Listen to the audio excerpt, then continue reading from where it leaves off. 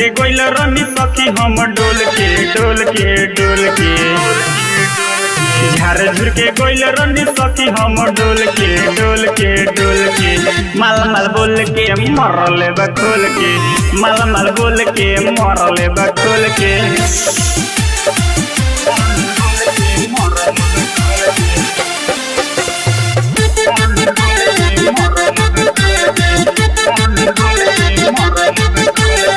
ओढ़नी बिछा के हमर खोल दिलस फीता बड़ा दर्द भइल जब गइल एक बीता ओढ़नी बिछा के हमर खोल दिलस फीता बड़ा दर्द भइल जब गइल एक बीता लहंगा के भीतरी के झाड़ दिलस झोल के झोल के झोल के लहंगा के भीतरी के झाड़ दिलस झोल के झोल के झोल के माल माल बोल के मरले बा खोल के माल माल बोल के मरले बा खोल के आई रे माई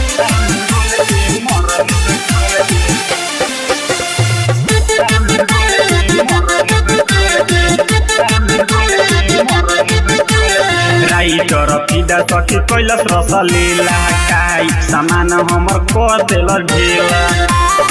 एम सखी सुनतर राइटर फिदा कैलस रसलीला काई सामान हमर को देल ढीला ओहे दर हल चल ना बुझल समूल के मूल के मूल के ओहे दर हल चल ना बुझल समूल के मूल के मूल के माल माल मोल के मरले बा खोल के माल माल बोल के